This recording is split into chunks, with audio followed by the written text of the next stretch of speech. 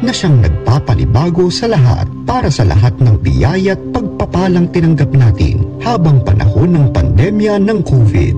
Sa bawat panalangin, ang ating itutugon, salamat sa Diyos. Salamat sa Diyos. Para sa pagpapaalala sa atin ng kawalang katiyakan ng buhay, sa pagsasanggalang sa atin noong mga panahong walang nais magpatuloy sa atin, at sa pagtuturo sa atin ng mga bagay na tunay na mahalaga, magpasalamat tayo sa Panginoon. Salamat sa Diyos. Para sa pagkakataong tayo ay nagkaisa sa pananampalataya at pagmamahalan sa kabila ng pagkakalayo-layo na ipinataw sa atin ng karamdaman, magpasalamat tayo sa Panginoon. Salamat sa Diyos. Para sa mga bayaning bukas palad na nagabot sa atin ng tulong pang-agham, panlipunan at pang-espiritual sa kabila ng panganib na maaaring dulot nito sa kanilang buhay, magpasalamat tayo sa Panginoon. Salamat sa Diyos. Para sa biyaya ng mga bagong tuklas na gamot at bakunang pamuksa sa virus, at para sa biyaya ng likas na immunity laban sa sakit, magpasalamat tayo sa Panginoon. Salamat sa Diyos. Para sa biyaya ng presensya noong panahon tayo'y nangangamba, nababalisa, nalulumbay at naiinip sa gitna ng pandemya, magpasalamat tayo sa Panginoon. Salamat sa Diyos. Manalangin tayo. Ama naming mapagmahal, hindi lingid sa iyong kaalaman ang laman ng aming isipan. Bawat patak ng aming luha ay iyong pinahahalagahan. Nababatid mo ang lahat ng aming kagalakan. Nakipanahan ka sa mundo naming batbat ng sakit, dusa at kamatayan. Dusa at kamatayan. At ang mga takot na kinahaharap namin ay iyong nauunawaan. Tanggapin mo ang aming pasasalamat sa iyong mapagpalang pag-ibig sa kasagsagan ng pandemya ng COVID. Katulad noong pagtangis mo sa kamatayan ni Lazaro, dulutan mo ng buhay na walang hanggan ang mga pumanaw dahil sa coronavirus. Ang aming mga pangamba ay palitan mo ng ligaya, kaya nag-uumapaw ang aming puso sa pagpupuri at pasasalamat sa iyo. Sa iyo ang lahat ng kadakilaan, ngayon at magpasawalang hanggan. Amen. Maria, saklolo ng mga Kristiyano, Ipanalangin mo kami. San Miguel Arcangel, Ipanalangin mo kami. San Roque, Ipanalangin mo kami.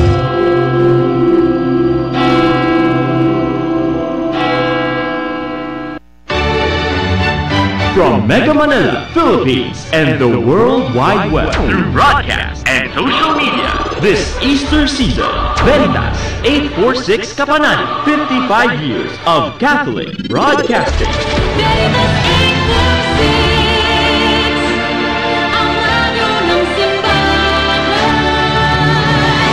Member, Catholic Media Network, and kapisanan ng mga broadcaster ng Pilipinas. Philippine Standard Time, 3 minuto makalipas ang ika-8 na gabi. Ngayon po ay araw ng Linggo, ika-5 ng Mayo, taong 2022. Narito ang Veritas News Alert Nationwide. Ipinanalangin ng Dioceses ng Antipolo ang pagkakaroon ng ulan sa pagpapatuloy ng matinding tagtuyot na nararanasan ng Pilipinas nang dahil sa summer season at El Nino phenomenon. Ayon sa panalangin ni Bishop Roberto Santos, ito ay dahil lubhanang naranasan ng buong bansa ang masamang epekto ng labis na tag-init na nagdudulot ng matinding tagtuyot. Nawa ayon sa obispo ay maranasan na ang ulan na sasapat lamang upang mailayo mula sa heat-related illnesses ang mga mamamayan at hindi lalabis na maapektuhan ang pamumuhay at tahanan ng mga pamilya. Ayon pa kay Bishop Santos, ang pananalangin ay upang maibsan ang pasakit ng tagtuyot sa kabuhayan ng mga mamamayan kung saan hirap sa trabaho o natutuyo na ang mga pananim ng mga manggagawa, magsasaka at mangingisda. Kaugnay nito ay una ng hinimok ng Catholic Bishops' Conference of the Philippines sa mga mamamayan na manalangin ng Oratio Imperata ad Pitendam Pluviam na sama-samang pananalangin upang magkaroon ng ulan at maibsan ang matinding init na dulot ng El Nino phenomenon. Magbabalik ang mga balita mamayang alas 9 ng gabi. Ako inyong kapanalig Jeremiah Figarola, sumainyo ang katotohanan. Abangang muli ang Veritas News Alert Nationwide. Thy word is a lamp unto my feet and a light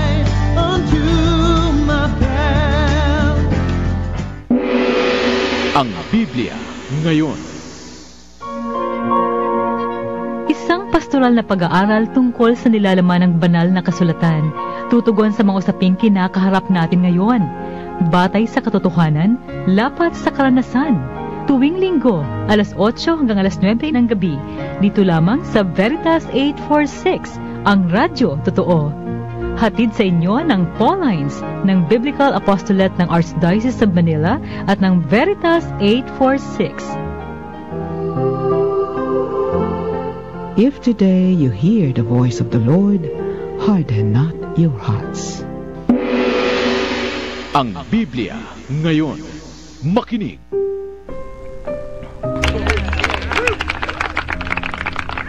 Magandang gabi mga kapanalig. Mainit na pagbati po sa inyong lahat ngayong unang linggo ng buwan ng Mayo. Buwan na itinatalaga natin bilang pamimintuho sa ating Inang Maria. Sa maraming parokya at mga kapilya ay nagsimula ng Flores de Mayo. Sana po nakasama kayo kahit na matindi ang init sa lahat ng dako. Ito po si Sister Rose ng Daughters of St. Paul na nag-aanyaya sa inyo na samahan kaming muli sa isang oras ng pag-aaral at pagninilay ng salita ng Diyos dito sa ating programang Ang Biblia Ngayon. At syempre, kasama ko po ang ating co-host, broadcasting live mula sa Veritas na studio ng 846, ang Director ng Biblical Apostolate, Archdiocese of Manila, si Reverend Father Adonis Saclolo. Magandang gabi, Father Ado.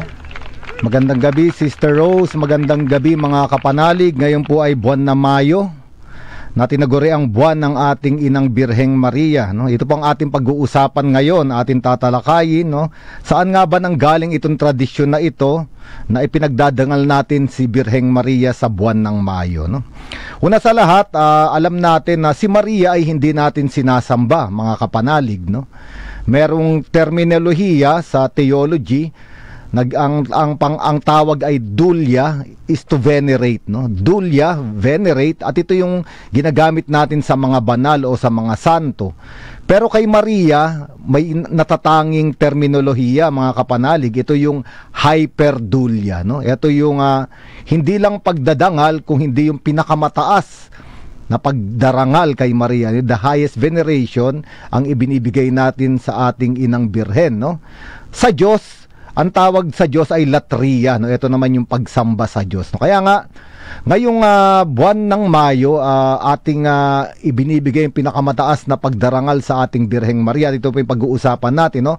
Bago tayo simula sa panalangin, bibigyan ko lang po ng kaunting introduction yung ating topic, no? Sabi nga ni Pope Benedict XVI sa kanyang encyclical Deus Caritas, sabi niya, outstanding among the saints is Mary, no? Ibig sabihin, may hanay ng mga santo, pero outstanding ay ang ating Inang Birhen. Sabi naman ni Pope Francis sa kanyang dokumentong Gaudete et Exsultate, sabi niya, Mary is the saint among the saints, blessed above all others, no? Ibig sabihin, higit siya, no? Ngayon po, ang buwan ng Mayo ay makahulugan, no, sa atin kasi mainit dito, no, sister, mga kapanalig. Pero sa malaking bahagi ng daigdig, lalo na sa Western Hemisphere, ang buwan ng Mayo, ito yung rurok ng tagsibol. Ito yung full bloom of springtime, no? Ibig sabihin, lahat ng bakas ng winter, kasi pag winter, namamatay ang lahat, malungkot ang lahat, malamig, no? Sa pagdating ng May, lahat ng bakas ng kamatayan, ng kalungkutan ay nawawala. Ibig sabihin, yung Mayo ay punong-puno ng buhay at sumisibol lahat, no? Mga bulaklak, mga puno. Kaya yung buwan ng Mayo ay mahalaga, no? Kaya nga, ito ay naiugnay din kay Birheng Maria, no? Kaya nga, si Birheng Maria kasi dahil sa kanyang fiat, no? Sa kanyang pagtugon at pag-ayon sa kalooban ng Diyos, sumibol sa kanya yung bagong springtime, no? Sapagkat mula sa sinapupunan niya ay pinaglihi at ipinanganak, no, yung magdadala sa atin ng bagong buhay, no? Kaya nga, ang buwan ng Mayo ay tinalakay din ng mga Santo Papa. Halimbawa, si Pope Pius XII, no, noong 1947 sa encyclical sa Sacred Liturgy Mediator Dei, sabi niya, the prayers in the month of May in honor of the Virgin Mary, no? Number 182. Si Pope Paul VI, eto na sister, no, mga kapanalig, siya talaga yung gumawa ng encyclical tungkol sa buwan ng Mayo para kay Maria, at ang title ng encyclical niya ay Mense Mayo, no? Ibig sabihin, month of May o buwan ng Mayo. At mababasa natin dito na sinasabi nitong Santo Papa na si Saint, no, Pope Paul VI, sabi niya, for this is the month during which Christians in their churches and their homes offer the Virgin Mother more fervent and loving acts of homage and veneration. And it is the month in which a greater abundance of God's merciful gifts comes down to us from our Mother's throne, no? At eto na, no, napakaganda nito, mga kapanalig, Sister Rose, no? Kaya nga noong 1950, mga kumaalala natin, si Pope Pius XII ay gumawa ng isang dogma, diniklara niyang dogma yung Assumption. No, dahil kaugnay ito sa pag-uusapan natin, no, si Maria bilang reyna ng langit at ina ng Mesiyas, no, iniakyat si Birheng Maria sa kalangitan. Ito yung nasa Apostolic Constitution na idiniklara na dogma ang Assumption sa Munificentissimus Deus, no. At karugtong neto, sabi rito ni Pope Paul VI, ang walang bahid sa salang ina ng Diyos, ang palagiang Birheng Maria ay iniakyat sa langit, katawan at kaluluwa. Dito sa pangungusap na ito, yung 4 na dogma, sister, 4 na dogma tungkol kay Birheng Maria ay narito: walang bahid, sala, Immaculate Conception, ina ng Diyos, Mother of God, palagiang Birheng Maria, perpetual virginity, na natili siyang birhen, at iniakyat siya sa langit, yung Assumption, no? At pagkatapos nitong 1950, mga kapanalig, yung parehas na Santo Papa, si Pope Pius XII, ay gumawa ng isa na namang dokumento, encyclical letter, ang title Ad Caeli Reginam. Ito ay kaugnay, no, 4 na taon makatapos yung Assumption, kaugnay nito na nung iniakyat si langit si Maria, hindi lang siya iniakyat, no, siya ay iniakyat upang maging reyna, no, kaya siya ay tinatawag na reyna. Kaya nga etong Ad Caeli Reginam, the Queen of Heaven, dito nagsimula yung tradisyon natin tawagin si Maria na ina ng kalangitan. At noong 1954, ang araw ng kapistahan ng pagiging reyna ng langit ni Maria ay May 31. Kaya makikita natin, sister, mga kapanalig, nagkaroon ng tradisyon sa simbahan natin sa buong May bago mag May 31, dahil nga tagsibol, maraming bulaklak, nagdadala ng bulaklak yung mga tao kay Maria pagkatapos magrosaryo, at huling-huli ay kinokoronahan siya ng bulaklak, no, sa buong buwan ng Mayo. At dito nagsimula rin yung ating tradisyon na Flores de Mayo, no? Noong mga panahon na yon, May 31 yung rurok ng pagiging reyna ni Maria. Pero noong 1969, si Pope Paul VI, inilipat niya itong Queenship of Mary, no, na kapistahan sa August 22. Bakit? Kasi yung Assumption ay August 15. Siyempre, magkarugtong sila.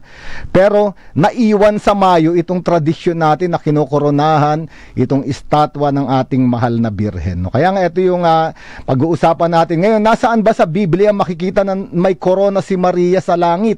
Ang text po natin ngayon ay Revelation chapter 12 verses 1 to 5, no? Ito yung malaking tanda na nagpakita sa langit, isang babaeng nadadamitan ng araw at nakaapak sa buwan, at siya'y nakokoronahan ng 12 bituin, at siya ay manganganak, umiiyak siya sa panganganak. At meron pang isang tanda, at nandun yung pulang dragon na merong 7 ulo at 10 sungay, no? At ang dragon na ito ay gustong patayin. Alam natin ito yung ipapanganak ng babae, no? At ito yung Bible text, yung teksto kung saan makikita natin na si Maria ay reyna ng langit, no? Pero bago rito, tayo ay pangungunahan ni Sister Rose, no, sa ating pambungad na panalangin. Pangalan ng Ama at ng Anak at ng Espiritu Santo. Amen. Amen. Mapagmahal na Ama, pinupuri ka namin sa pagtipan mo sa amin ngayon upang makinig at mag-aral ng iyong salita. At sa lahat ng pagpapala at pananatili mo sa piling namin, nag-aalay kami ng pasasalamat sa iyong mapagmahal na pangangalaga. Ngayon po ipadala niyo ang inyong banal na spirito upang buksan niya ang aming puso at diwa sa pag-aaralan namin ngayong gabi. Gabayan po ninyo ang aming tagapagturo na si Father Adonis Saclolo at ang lahat ng kapanalig at tagapakinig na nakikiisa sa pag-aaral ngayong gabi. Basbasan mo rin po ang apostolado ng Radio Veritas, ng Paulines Multimedia ng Daughters of St. Paul, at ng Biblical Apostolate ng Archdiocese of Manila upang lalo pa kaming maging masigasig sa pagpapalaganap ng mabuting balita. Tulungan nawa kami ng mahal na Birheng Maria, Reyna ng Langit at Lupa at Ina ng Mananakop, ng kanyang pagkalinga at pagpupok. Ipagtanggol nawa niya kami at huwag hayaang madaig ng mga masasama upang manatili kami sa ilalim ng kanyang pangangalaga. Idinadalangin namin ito sa ngalan ni Jesucristong anak mo. Amen. O Jesus, ikaw ang daan, ang katotohanan at ang buhay. Iligtas mo kami. O Maria, Birhen ng katotohanan. Ipanalangin mo kami. Sa ngalan ng Ama, ng Anak at ng Espiritu Santo. Amen.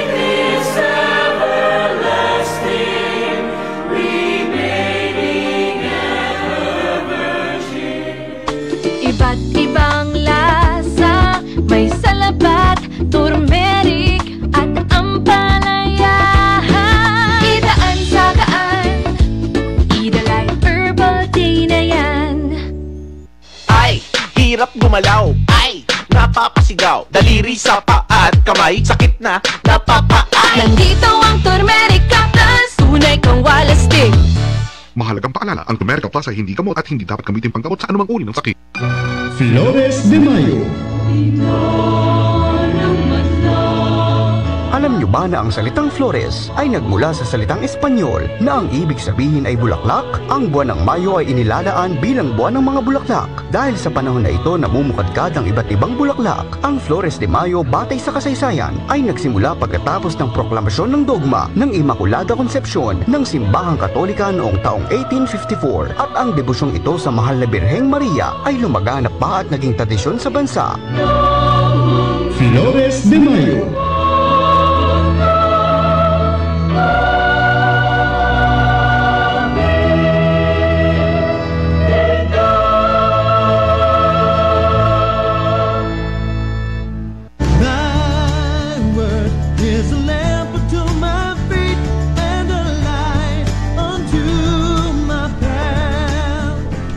Ang Biblia ngayon. Makinig. If today you hear the voice of the Lord, harden not your hearts.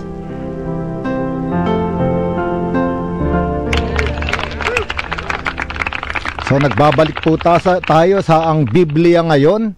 Ako po si Father Adonis Saclolo, Arkham Ministry on Biblical Apostolate. Kasama po natin si Sister Rose Agdarap, ng Daughter of Saint Paul.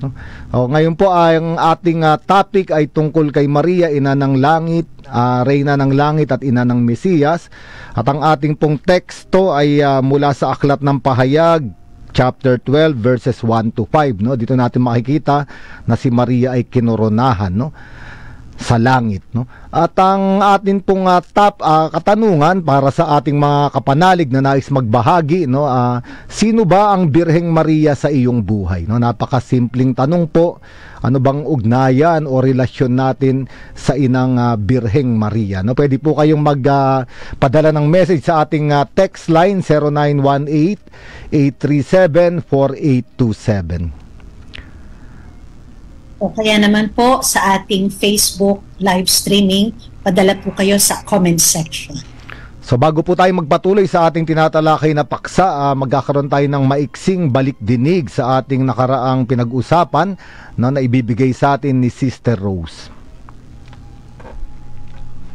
Okay, nung nakaraang linggo po, sinimulan ni Father Ado ang paksa tungkol kay San Jose Manggagawa sa pagbibigay ng maikling history ng debosyon.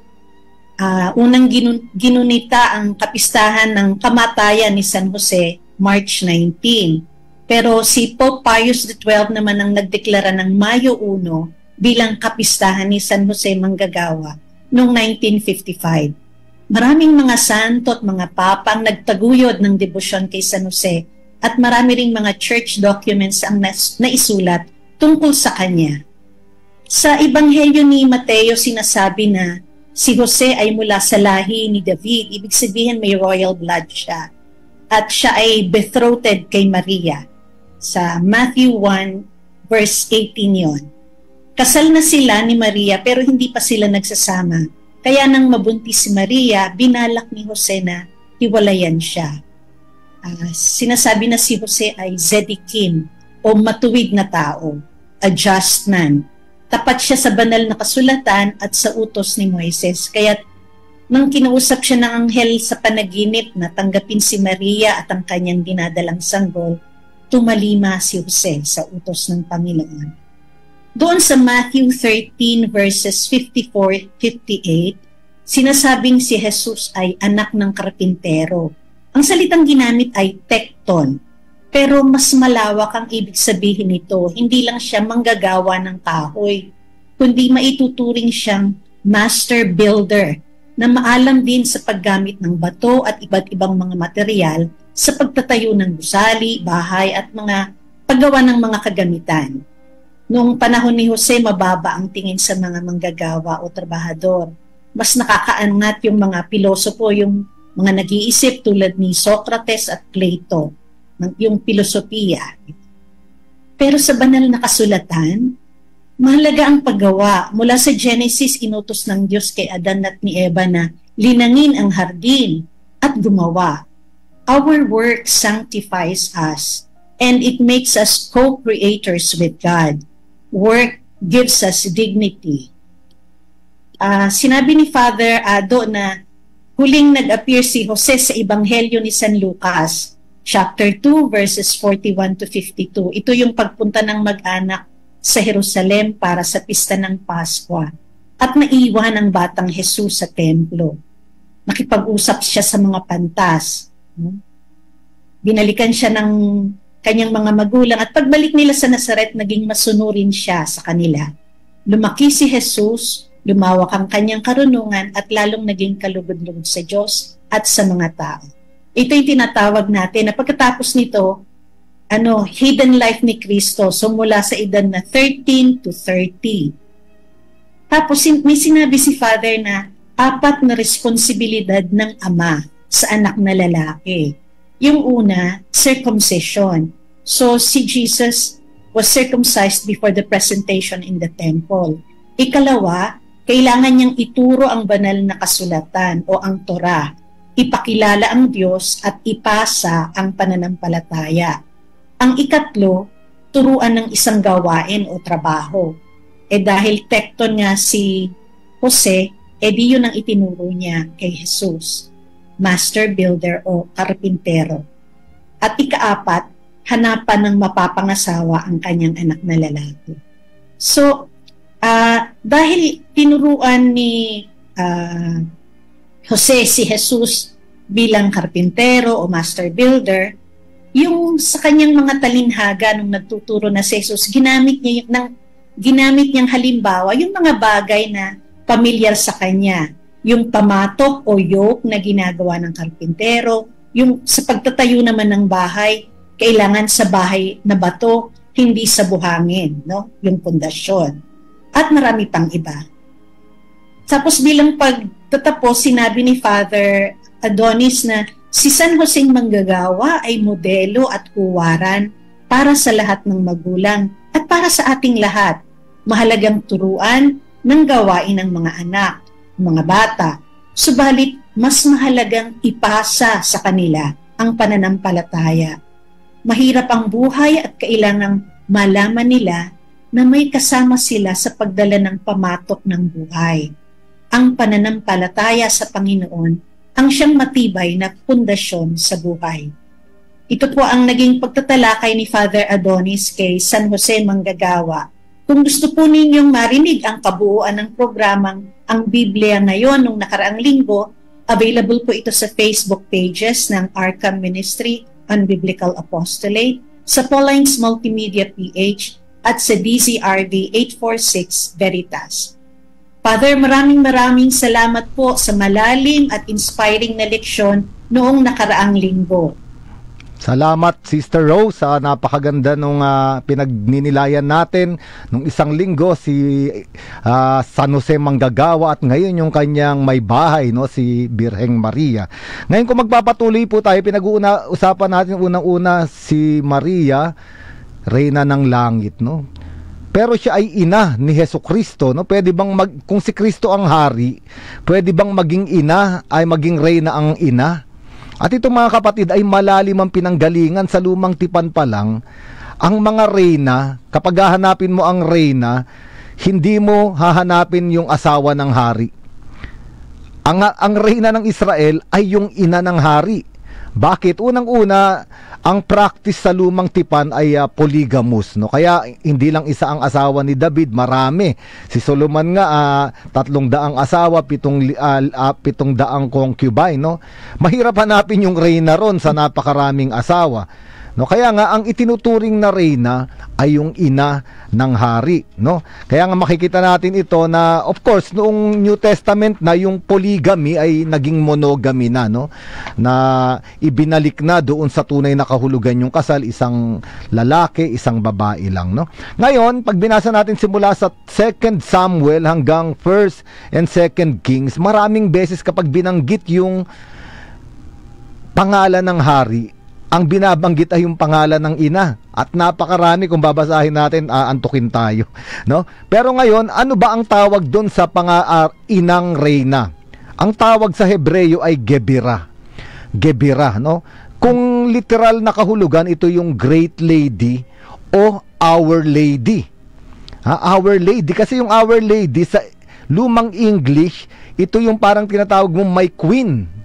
No, kaya nga sa lumang tipan pa lang kapag tinawag na Gebira, Our Lady, mataas na pagpaparangal ito. Ito yung sinasabi nating highest veneration.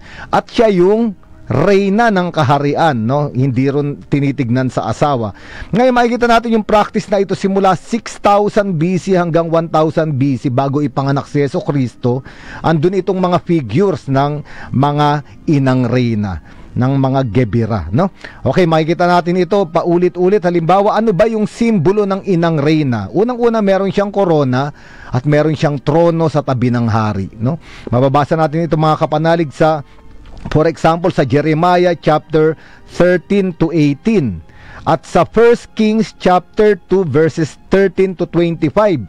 Makikita natin na si Bathsheba, nung si Solomon na yung hari, nag-intercede siya, nakiusap siya.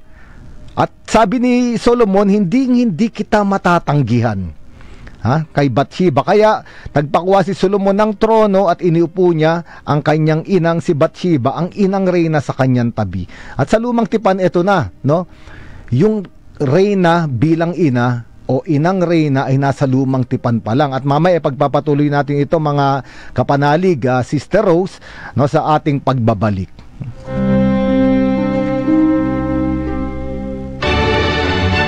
From Mega Manila, Philippines, and the World Wide Web, through broadcast and social media, this Easter season, Veritas 846 Kapanani, 55 years of Catholic broadcasting.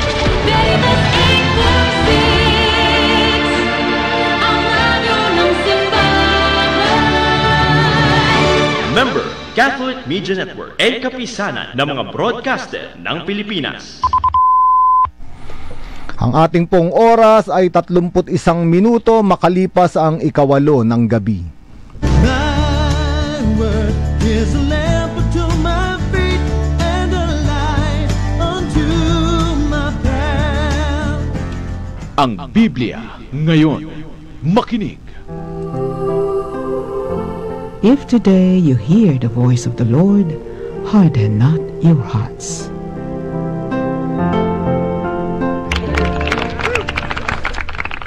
Nagbabalik po ang Biblia ngayon. Ito po si Sister Rose ng Daughters of St. Paul at tinatalakay po ni Father Adonis ang paksang Maria, Reyna ng Langit at Ina ng Mesiyas. Father? Salamat Sister Rose sa mga kapanalig. Kung nais ninyong magbahagi, no, pwede kayong mag-text sa ating text line 0918-837-4827. No? Ang ating tanong, sino ba ang Inang Birheng Maria para sa iyong buhay? O kaya naman po ay mag-message kayo sa comment section ng Facebook Live. Okay? O sige Sister, mga kapanalig, kanina pinag-uusapan natin sa lumang tipan, ang reyna ay hindi yung asawa o yung mga asawa ng hari, kung hindi yung kanyang ina, no? At makikita natin sa bagong tipan, parang nagpatuloy ito. Pag binasa natin yung Annunciation o yung pagbabalita ng anghel kay Maria, yung Luke chapter 1 verses 31 to 33, alam natin ito, sinabi, makinig ka, ikaw ay maglilihi at manganganak ng isang sanggol na lalaki at siya'y papangalanan mong Jesus. Siya'y magiging dakila at tatawaging anak ng kataas-taasang Diyos.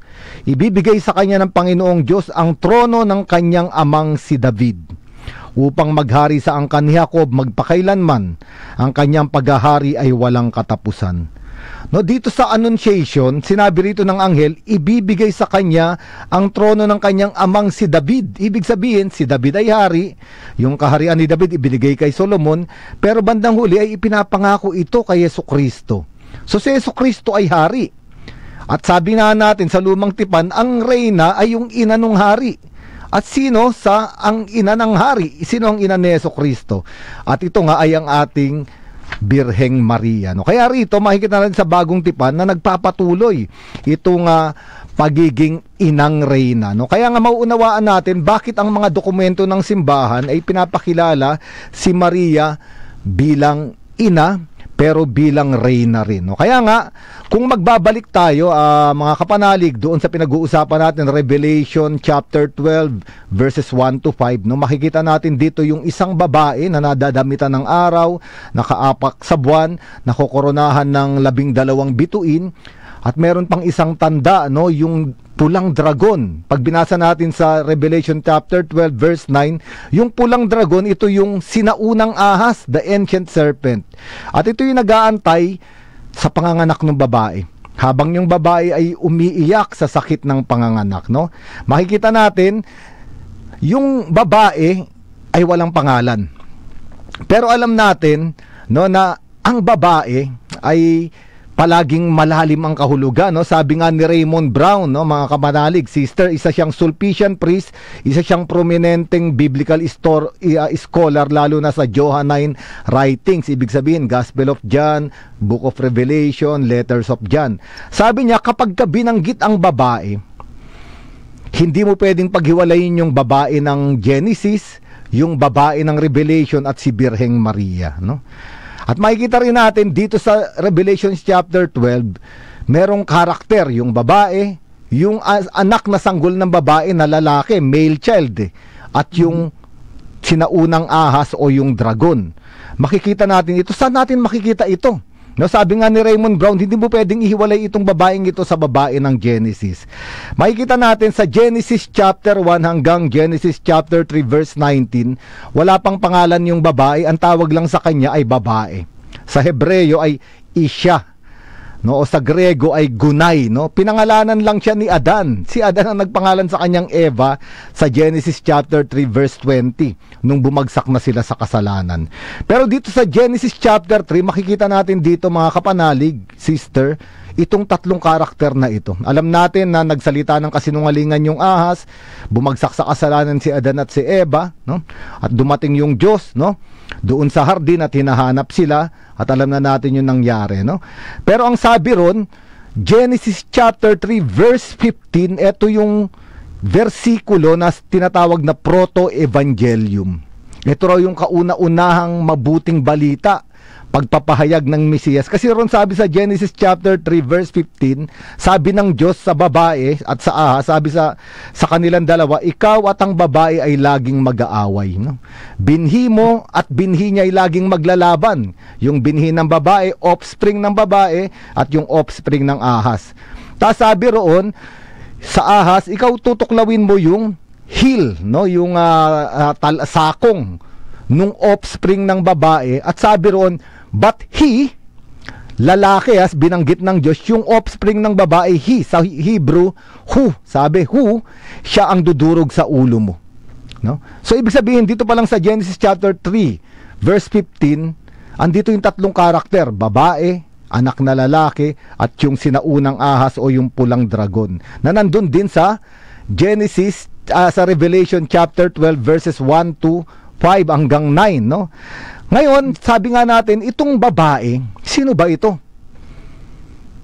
Sa Ebanghelyo ni San Juan, malinaw na ang babaeng ito ay si Maria, no? Kung maaalala natin, sa John chapter 2, pumunta sila sa Cana na wala ng alak. At si Maria, nag-intercede siya. Ang sabi ni Jesucristo, woman, no? Gunay, hindi niya pinangalanan na mama, babae. What does your concern have to do with me? My hour has not yet come. So, andito si Maria, tinawag na babae. Sabi ni Jesucristo, hindi pa ito yung oras ko. Pero alam naman natin, pinagbigyan niya.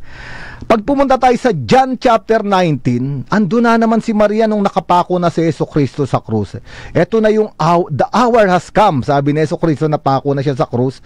At tinawag niya pa rin si Mariang babae. Sabi niya, woman, behold your son. Nandun din yung beloved disciple. Ngayon, mga kapanalig, yung babae sa Genesis, na yung anak niya ay dudurugin yung ulo ng ahas, at yung babae sa Revelation na manganganak at kalaban pa rin yung ahas, ngayon, unti-unting nabibigyan linaw na kinakatawan ni Birheng Maria. At si Birheng Maria, itong babae na ito na manganganak, at yung anak niya dudurugin yung ulo ng ahas. At kailan dudurugin yung ulo ng ahas? Doon sa oras, the hour has come, sabi ron sa Ebanghelyo ni San Juan. Kaya nga, kung titignan natin sa John chapter 16 verses 20 to 22, ipinaliwanag dito parehas na parehas. Sabi ni Jesucristo, kinukwento niya kung paano malulungkot yung mga alagad niya dahil mawawala na siya. Dahil papasok siya sa kamatayan. Pero muli rin siyang mabubuhay. Pero inilarawan niya ito, sabi niya, sa pamamagitan ng panganganak ng babae. Sabi niya, a woman when she is in labor has sorrow because her hour has come. Ayun na naman yung oras. Pero inihambing na ni Jesucristo yung kanyang kamatayan at muling pagkabuhay sa kapanganakan.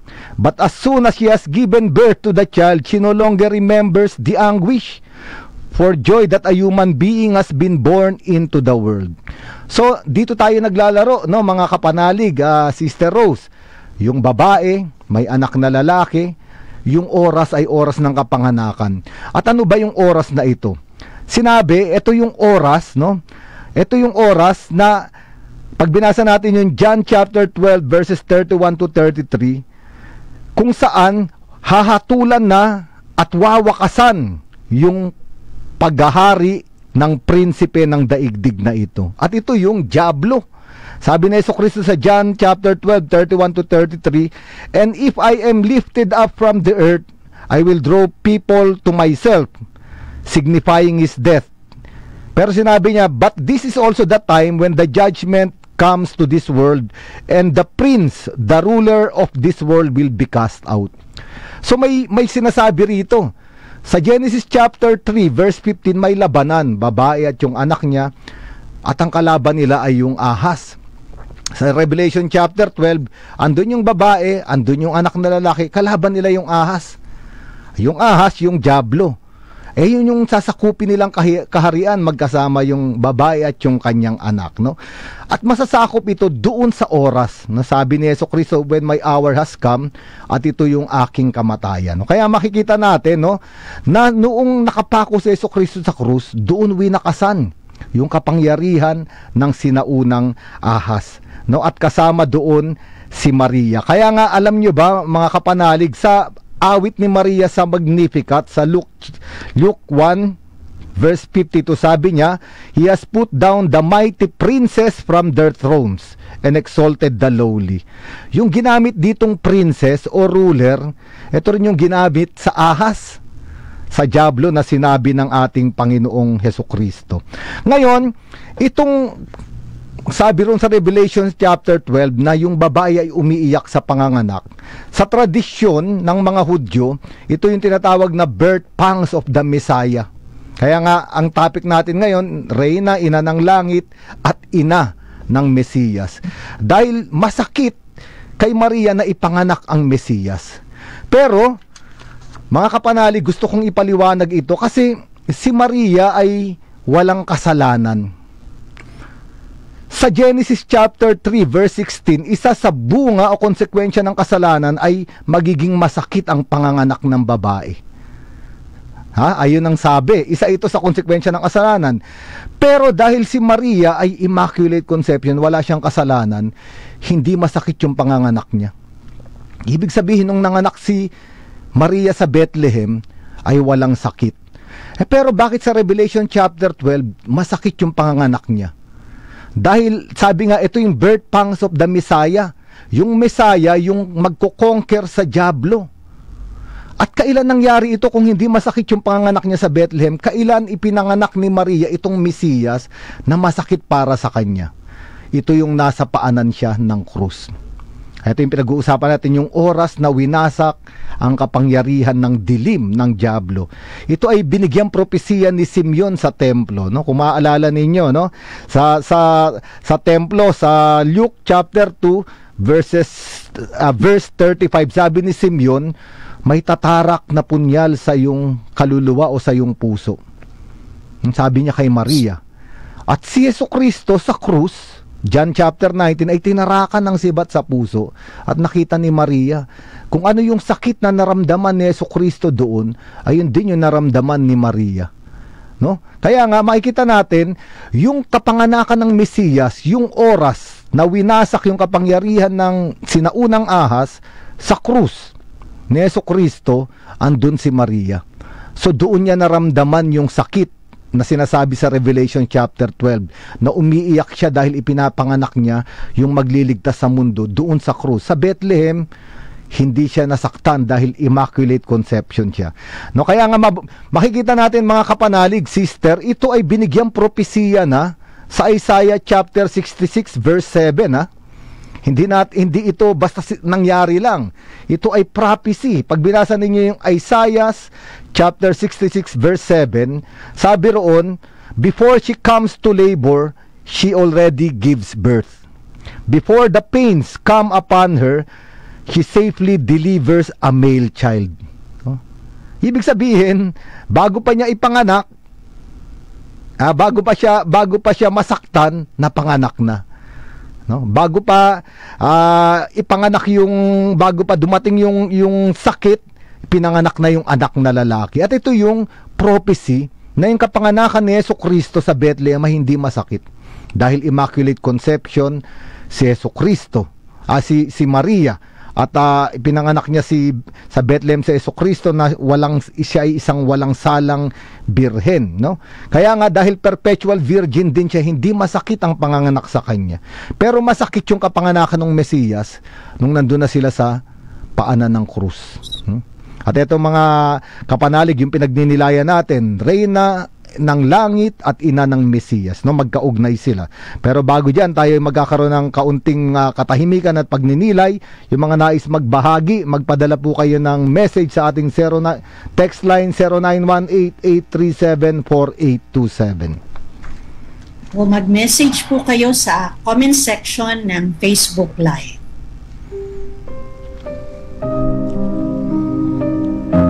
Break time na! Kumain ng tama, mag-exercise at mag-Ampalaya Plus. Clinically tested, ang Ampalaya Plus ay tumutulong sa pag-control ng blood sugar. Ang Ampalaya Plus ay may inam sa mga diabetiko at pre-diabetics. Kaya mag-Ampalaya Plus araw-araw. Mahalagang paalala, ang Ampalaya Plus ay hindi gamot at di maaaring gamitin paggamot sa anumang uri ng sakit.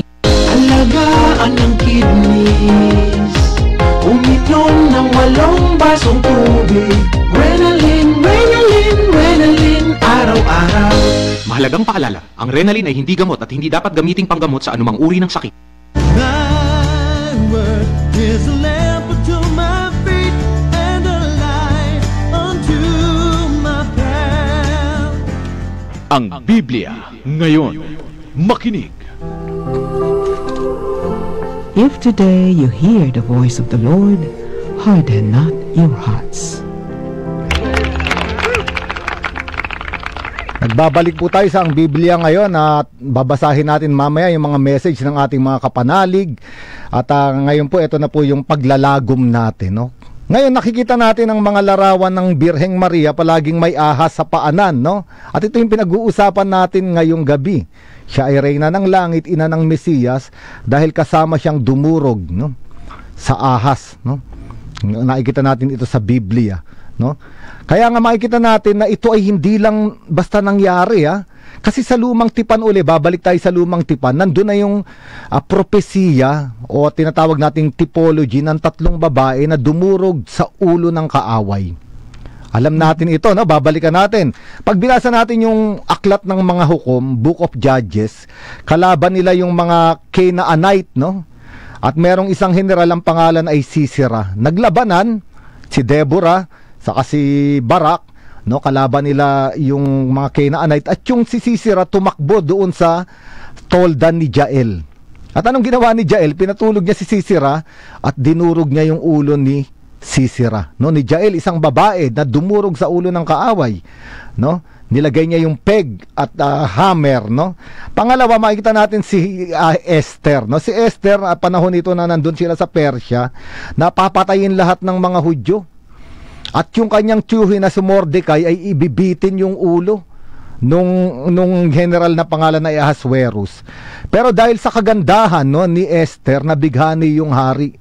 Na maaalala na dito mga kapanalig, nabighani yung hari, at bandang huli si Ahasuerus ang ibinigti yung ulo doon sa ginawa niyang pagbibigtian kay Mordecai, no? At huling huli Judith, no? Mababasa natin to sa Judith chapter 13 verses 1 to 9. Ito naman na yung sila ay under siege. Yung Jerusalem ay pinapaligiran ng mga Babylonians.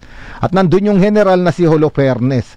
At si Judith ay nabighani rin sa kanya itong si Holofernes nung pumunta siya sa tolda nito.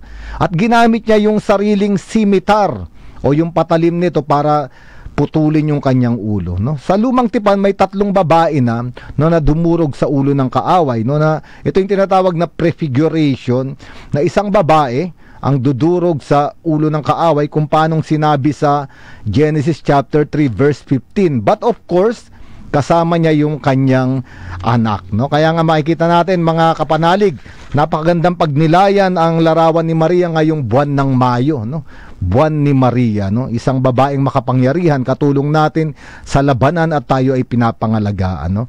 Kaya nga pwede nating sabihin na merong katekesis na tinanggap kami na tuwan-tuwa ako sa tuwing naririnig ko, dahil doon sa Genesis may anghel doon, yung ahas. Si Lucifer ay anghel, nagbalita sa babae at nagkasala yung unang babae. Sa Ebanghelyo ni San Lucas sa Bagong Tipan, may isa na namang anghel, si Gabriel, nagbalita sa isang babae, kay Maria, at doon pumasok yung kaligtasan para wakasan yung pagkakasala, no, na nangyari. Pero ngayon may pangatlong anghel daw. Ano yung pangatlong anghel? Ang pangatlong anghel ay yung nagpapahayag ng mabuting balita sa iba, no, at maaring tayo ito, no, nagpapahayag ng mabuting balita para dumating ang kaligtasan, no, sa tao. Ito yung catechesis of the 3 angels, no, dahil sinasabi na katulad ni Maria, tayo rin ay katulad ni Maria na pwedeng ipaglihis si Jesucristo, no? Tanggapin yung salita ng Diyos, tanggapin si Jesucristo sa ating buhay at unti-unti siyang palakihin, no? At ito yung paanyaya sa atin itong buong buwan, no, ng Mayo, no, bilang pag-alala sa ating pinakamamahal na Inang Birheng Maria, no? Pinakamataas na pagpapadangal ang binibigay natin sa kanya. Ngayon tayo magbabasa, no, ng mga sharing ng ating mga kapatid. Sister, meron ba dyan? So sabi rito, at Kapanalig 3922, si Inang Maria ay ina ng aking Panginoon. Siya ang nagbigay buhay sa ating Mesiyas. O, shout out daw sa mga taga San Mateo, no? Meron pa rito si Kapanalig 3198, sabi niya, good evening, ang Biblia ngayon, Father and Sister, ako ay palaging nagro-rosary, no? Maganda yung sharing niya. Meron pa rito si Kapanalig 9668, good evening, Father Adonis and Sister Rose.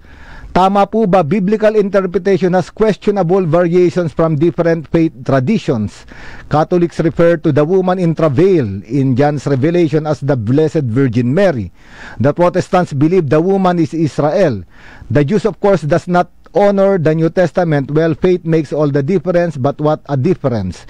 No, eto nga yung pinag-uusapan natin, no? Pero sa ating tradisyong Katoliko at sa alam natin sa Revelation, no, ito ay si Birheng Maria. Kahit pag binasa natin yung mga sulat ni San Pablo, sulat sa mga taga-Galacia, sulat sa mga sa Hebreo, sa palaging sinasabi ro na sa kaganapan ng panahon, ipinanganak ang mangliligtas sa pamamagitan ng isang babae, no?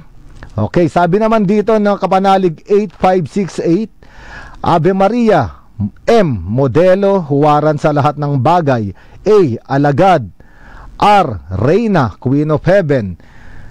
I. Universal Mother. A. Apostle, no? Ito yung acronym na ibinigay ng ating kapanalig na si Opie from Bukawi.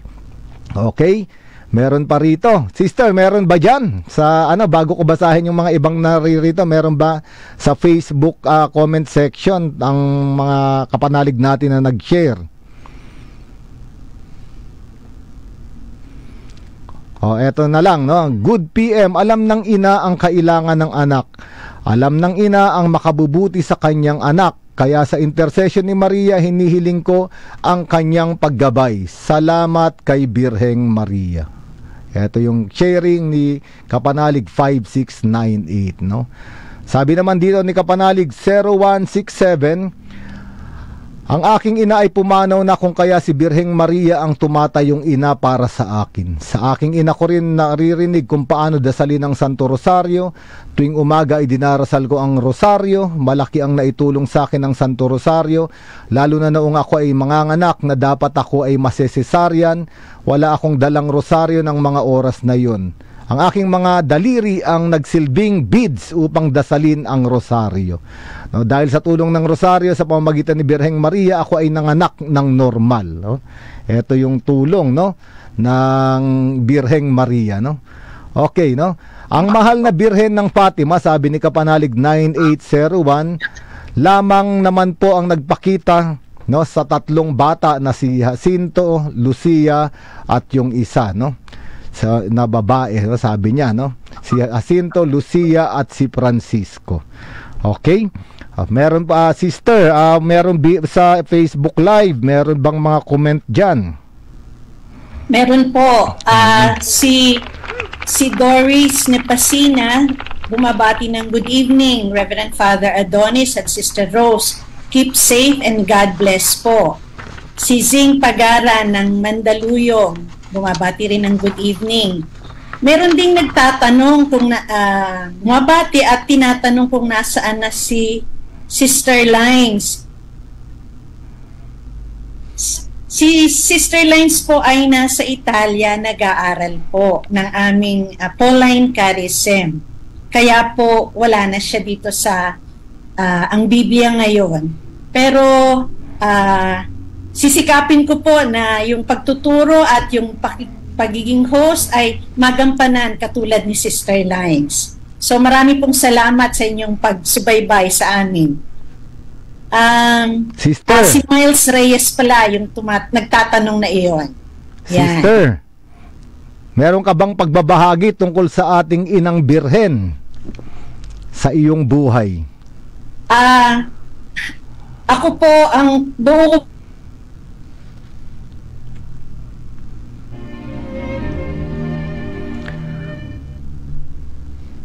So ngayon po meron dito nga sa Facebook comment section, sabi ni Venus MJ, ang inang Maria ay malaking tulong sa aking buhay, lalo na sa mga pagkakataon na nanunukso ang kalaban. Magdadasal lamang ako ng Hail Mary sa mga pagkakataon na yun at agad-agad na napapawi ang sitwasyon. At nagtutuhan ko na ang kalaban ay takot na takot at ayaw makarinig sa dasal na ito, kaya't masasabing talagang epektibo ito. O, totoo. Dahil sa simula pa lang kasama na si Maria sa pakikipaglaban sa ahas, no? Meron naman dito bumabati si Juanito Umali, good evening, watching from Montalban, Rizal. Rosalie Bogoluca, sabi niya, well explained po, Father Adonis, no? At marami ritong mga nagbahagi, no? Ngayon si Sister Rose, medyo mahumina yung internet niya, no? At sabi rito ni Rosalie Bogoluces, watching and listening from Santa Mesa, Manila. Magandang gabi po, Father Adonis, Sister Rose, no? Sabi naman dito ni Sister Lululim, good evening to all. Good evening, Father Adonis, no? Ito yung ating mga kapanalig na bumabati, humihingi ng panalangin, no? Sabi ni Miles Reyes, good evening po, Sister Rose. Kamusta na po si Sister Lines? Siya yung naghahanap kay Sister Lines, no? Okay, marami pa po rito. Ngayon, ang atin pong ministry ng Arkham Ministry on Biblical Apostolate, kung nais nyo po, meron tayong Biblical Spirituality every Tuesday evening. Ito po ay Lectio Divina, no, ng salita ng Diyos. Sama-sama po tayong nananalangin. Pwede po kayong mag-join sa Zoom, no, dahil merong 100 slots para makibahagi kayo. Pwede nyo ring sabihin ng inyong mga panalangin. Ako hindi naman po magkakasya sa Zoom, pwede pong pumunta sa Facebook Live, no, ng aming ministry, no, Arkham Ministry on Biblical Apostolate, no, Facebook page, no. Pwede po kayong makijoin doon tuwing Martes po iyan, no. At araw-araw naman po meron po kami mga maiksing pagninilay na ibinabahagi, no, sa Facebook Live at sa YouTube channel, no. Ngayon po mga minamahal na kapanalig, siguro panahon na ito para tayo ay magpaalam, no. Binabati ko po kayo sa ngalan ng ang Biblia ngayon, no. Binabati din kayo ni Sister Rose, no. Ako na lang po yung babati para sa kanya, sa inyo ngayon, no. At ako po si Reverend Father Adonis Saclolo, ang minister ng Arkham Ministry on Biblical Apostolate, no. Kasama po natin ngayon dito sa station ang ating pong PA na si Romar Bendo, ang ating technician ni si Jerby Santos. Pasalamatan po natin sila at sama-sama po tayong manalangin sa ating Birhen, no, at ilagay ang ating mga buhay sa kanyang pangangalaga, no? So pwede nating dasalin ng isang Hail Mary sama-sama, no? Hail Mary, full of grace, the Lord is with you. Blessed are you among women, and blessed is the fruit of thy womb, Jesus. Holy Mary, Mother of God, pray for us sinners, now and at the hour of our death. Amen. Sumain nyo ang katotohanan.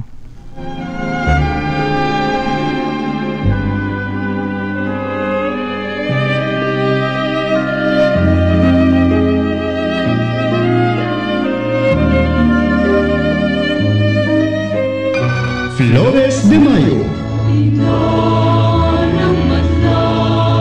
Alam nyo ba na ang salitang Flores ay nagmula sa salitang Espanyol na ang ibig sabihin ay bulaklak? Ang buwan ng Mayo ay inilalaan bilang buwan ng mga bulaklak. Dahil sa panahon na ito namumukadkad ang iba't ibang bulaklak, ang Flores de Mayo batay sa kasaysayan ay nagsimula pagkatapos ng proklamasyon ng dogma ng Immaculada Concepcion ng Simbahang Katolika noong